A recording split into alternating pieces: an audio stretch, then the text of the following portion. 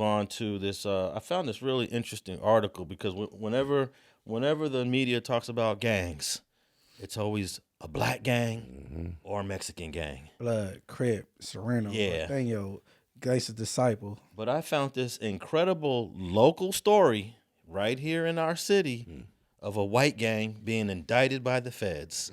A white gang out in the San Fernando Valley. And I find this interesting, too, the name of this gang. We've all heard of this, Peckerwoods. Peckerwoods is actually a derogatory term for white folks, and they did the same thing with the N-word. That started in prison. It started in prison. They embraced it. They embraced it. And they really knocked the pecker off. It's just really Woods. That's just probably the original. Yeah. I think Woods is just the slang for him. Yeah, but nobody runs around saying Peckerwoods. No. But if they get tatted up, I think they're putting the whole thing on. Not always. No. It's a group called Peckerwoods, just like it's ABs, Peckerwoods, and skinheads and redheads. It's a difference. But you don't hear articulated Peckerwoods as often as you hear Woods. Yeah. The term is Yeah, Woods. you go to the county like you a Wood. Yeah. Right. So I found this article right here in the Los Angeles Times, and What was they charges? I want to highlight this because we don't often hear about white gang members getting charged. But here's a crazy stat I read a long time ago. It's a nationwide study. A majority of gang members in America are white boys. I don't believe that. What do we classify as gangs? Yeah, well, that's another question. But the federal government has counted about 800,000 gang members nationwide. Of course, we thinking of New York City, Los Angeles, Chicago. Majority people of color. But small towns have gangs, country towns have gangs, reservations, Indian reservations, they have gangs. So in totality of the whole nationwide census of gangs, a majority of them are white. Wow. Yeah, but of course in LA they're not. So Chicago they're not. They probably can include motorcycle clubs, definitely. Motorcycle clubs are definitely included in the nationwide. And I bet you they don't add the Pikes. It's the Border Brothers. Well, those are U.S. gangs. If they're in the U.S., they definitely do it. If they get any record of dealing with narcotics, I bet you they labeled. All right, let me. I want to read a few paragraphs from this article on the white Peckerwoods, because they've been active with it. The title is "Dozens of Suspected White Supremacist Gang Members Arrested in Los Angeles Area in Domestic Terrorism Investigation." A total of 68 suspected gang members with ties to a white supremacy group were charged in Los Angeles in a large-scale takedown by federal prosecutors. The Peckerwoods gang members and associates were charged in a sweeping federal indictment, which included allegations of racketeering, firearms trafficking, drug trafficking, and financial fraud. The federal charges do not include allegations of an impending planned attack, but the U.S. attorney said this group has on its mission to plan attacks against racial, ethnic, and religious minorities. We are not going to wait for the next tragedy to take action. I think that's crazy. We're going to stop you because of what we think you're going to do rather than what you know you did. So much communication is able to be monitored. Yeah, they probably pretty sure what your intentions were. That's like attempted conspiracy to commit. It's a lot of crimes that are categorized as such. More than 40 of the suspected members and associates of the Peckerwoods gang were arrested or were already in custody in what was one of the largest takedowns in the history of the Department of Justice against a neo-Nazi/white supremacist gang. Against hate and bigotry in all of its forms. Today, we announce one of the largest takedowns in the history of the Department of Justice against a neo-Nazi, white supremacist, violent extremist organization. This morning, we unsealed an indictment charging 68 members and associates of the Peckerwoods gang, a white supremacist criminal organization. The Peckerwoods are involved in a wide variety of criminal activity, everything from drug trafficking to fraud offenses to firearms offenses, violence, and identity theft. Shame on the government. It took till 2024 to have the largest takedown of a white supremacist gang? Why would it be shame on progress? Well, I'm saying this should have happened at least a decade ago. Right. The fact that it's getting bigger is a positive thing, correct? No, I'm disappointed that Why now? the 68 arrested, hey, they arrested 100 Florence members. They arrested 100 Avenues members. They're arresting 160s members, 140s members. Woo! They've been doing this for the last 15 years, and it's not until 2024 we get a widespread arrest of white gang members. I was in the county when the 40s got indicted and came to jail deep. Oh, they was in there deep, huh? I remember seeing them wagons on the news early that morning when they rounded all them people up. Yeah. Well, let me say I applaud the effort that y'all finally did it, but shame on the U.S. government for taking so long. How about that? I'll accept that. Okay. The Peckerwoods gang is based in the Los Angeles, San Fernando Valley and is essentially a local chapter of the Aryan Brotherhood. Is that actually true? I never knew that, and I don't always trust what the government says. But go ahead. From my perception, and it's been a while since I've been incarcerated or did time, Aryan was like an older version, and the Wood movement was like a newer version, but they weren't necessarily the same, but they were definitely cousins, similar. Okay, so that says the FBI assistant director in charge of the L.A. field office. They engage in a wide variety of criminal activity, including drug trafficking, fraud, violence, and identity theft. In aligning themselves with the AB, local gang members are able to commit a variety of crimes on the outside and give money to their incarcerated counterparts. The gang also benefits from the Brotherhood's alliance with the Mexican Mafia, giving them greater freedom to commit crimes on the outside. And this has always been a criticism that people have said about the Southsider thing, is that they align themselves with the white supremacists, and there's no doubt about it, right? There is no debating that they're aligned with the white supremacists. They crash test dummies for the Southerners in the county jail, Los Angeles County Jail. But we ran them into the arms essays for protection. Right, we were so hard on them. Being that they're the minority, yeah, they had to fall up under some. You know what I'm saying? But in the pen, they try to, even with the small numbers, they on their own. Well, that's pretty much somewhat. That's pretty much the whole article here. 68 of them arrested. But you don't like to refer to the YouTube comments, but please, one of these white boys get in the comments and correct me. But I was in Wasco prison, and I was talking to a Peckerwood, and they say, we're not racist. Peckerwood's not racist. It's the other ones. They always say that. Yeah, they said that Peckerwood's not racist because I didn't know there's a difference between rednecks, skinheads, and then Peckerwoods. What about the NLR, the Nazi lowriders? Yeah. Nazi lowriders. Like, man, you gotta, man, bro. I never thought I would see a swastika in person tatted. I'm like. So you mean to tell me a guy with the swastika tatted will say, "Hey, I'm not really racist. I'm just going with the program." Honestly, I didn't. Once I got to like where I was at, when I seen the swastikas, I didn't know who was who and what they belonged to. The lightning bolts. Was you up on that? Yeah, hell yeah. You know, we get teardrops if we lost a homie or smoked somebody. You know, the white boys, they get the lightning bolts tatted if they killed the black. Oh, let me just read this last part. It says, during the investigation, the LAPD and the feds seized large quantities of illegal firearms, bomb-making components, dozens of pounds of fentanyl, methamphetamine, and heroin. Let me describe this organization in more detail. The Peckerwoods criminal organization is based out of the San Fernando Valley area of Los Angeles. This is an area in the northwest portion of Los Angeles. This organization embraces the name Peckerwoods.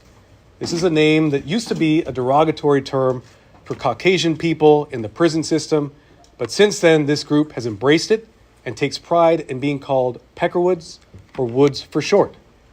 Female Peckerwoods refer to themselves as Featherwoods. This group displays its affiliation with the gang and also its neo-Nazi ideology through various means. As you'll see in some of the displays next to us, they will often have tattoos that have the letters SFV, representing San Fernando Valley, and also, in their own conversations, representing the phrase, searching for victims. In addition, they collect Nazi paraphernalia. Nazi paraphernalia such as swastikas. They also collect things such as Confederate flags and other white supremacist paraphernalia. They display those through tattoos, through clothing, and in social media. They also will display the number 88, which is the numerical symbol for the phrase Heil Hitler.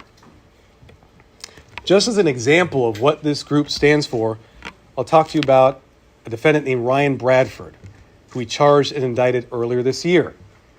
He was a member of the Peckerwoods. When we arrested him and searched his home, we found he was selling drugs, he was manufacturing explosive devices and firearms. But in addition to that, we found in his home a treasure trove of white supremacist paraphernalia, including replica Nazi uniforms, posters of Adolf Hitler, and on top of that, he would post in online message boards threats to murder and commit genocide against Jewish people. In fact, when we searched his home, we found a notepad in the home that had written as its New Year's resolution, quote, "Bake every single Jew." That's what this group stands for. That's what the Peckerwoods are all about. Hey, well, I'm gonna say this: it was supposed to be 2 Peckerwoods that did that little stage fight or the real fight with Whack 100 in Antelope Valley. Yep. If that was 2 Peckerwoods, y'all need to step y'all game up, bro.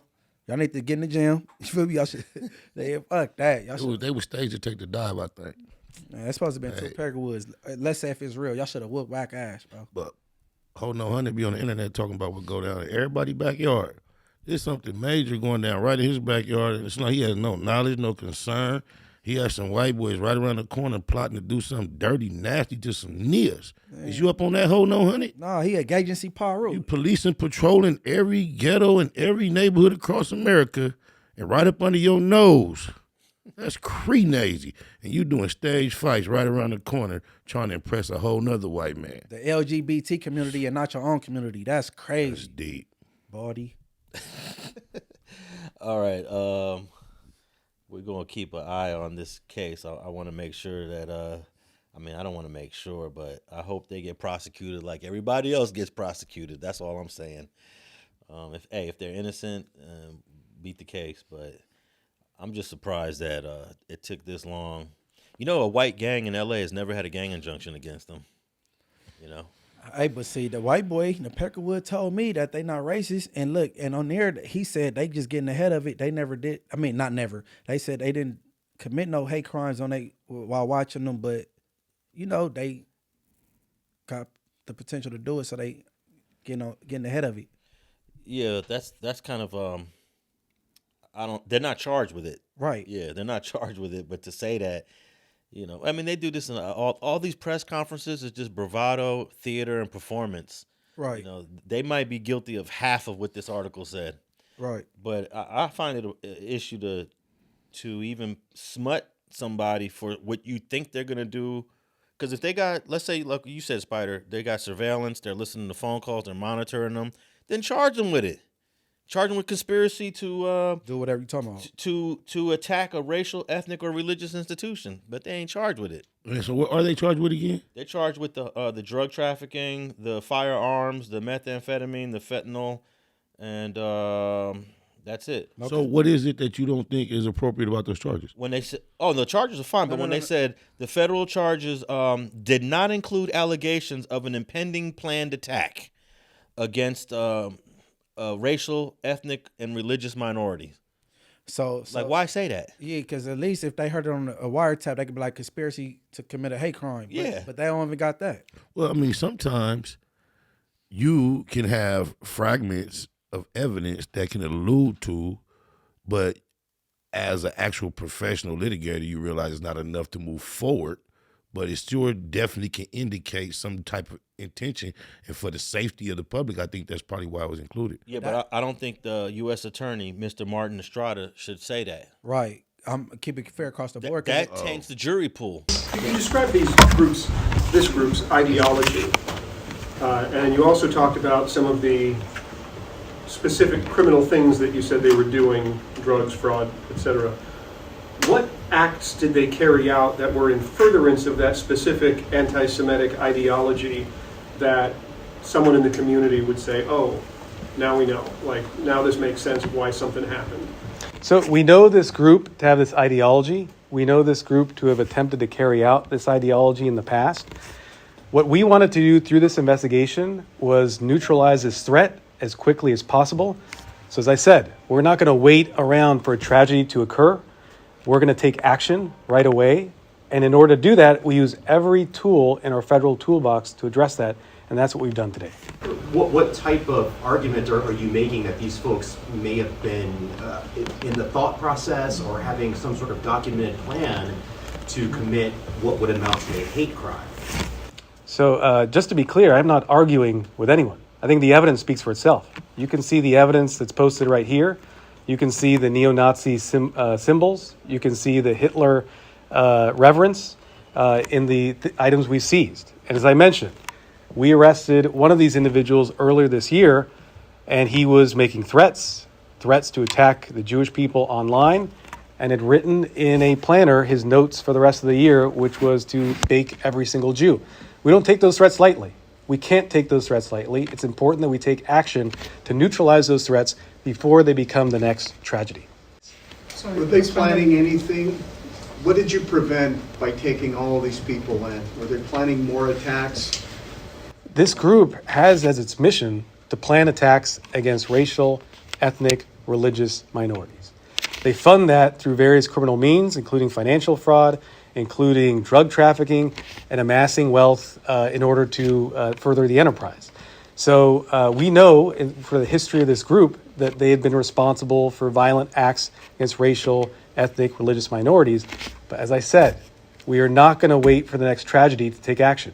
We're going to be proactive, and that's what you're seeing in this case. Cause so Spider get caught right down the street with a burner. They pull him over. They go say conspiracy to commit attempted murder because the Bloods is down the street and Spider Loc is right down the same street they own. He had a gun. But I think they have probably, perhaps, I'm assuming, slightly more evidence or more of an indicator than just that.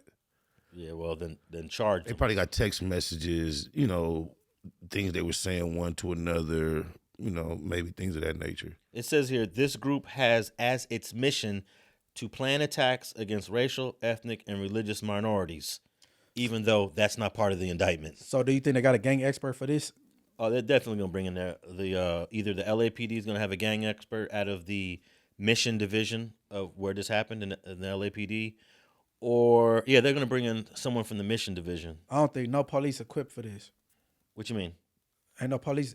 You know how they every gang expert in the gangbang case is somebody out that department from that precinct or whatever department. Yeah. Ain't nobody. I don't think no police is really equipped for the white supremacy thing. No, this is whoever the gang unit in mission division is pretty much one of the whitest areas of the LAPD. So he's saying that there's somebody in that field of work that is already familiar with them, top to bottom, that would be suitable for this case, basically. Yeah, all those. You know, the LAPD has all these divisions in the valley: Devonshire, Foothill, Mission. Those are predominantly white areas. So when they go to jail, just like they bring out the gang expert on us, I want to know how often do these gang experts get brought out on them? Every trial. You think so? Yeah. Every trial has a gang expert for whatever gang is being charged. If there's any type of gang allegations to the crime, bro. Yeah. So you think they get gang allegations? No, not normally. So they wouldn't get brought out then? Well, they still bring out the gang expert just to smut them, even though the gang allegations, for the last 4 years under Gascon, there have been no gang enhancements, but they still bring the gang expert to talk to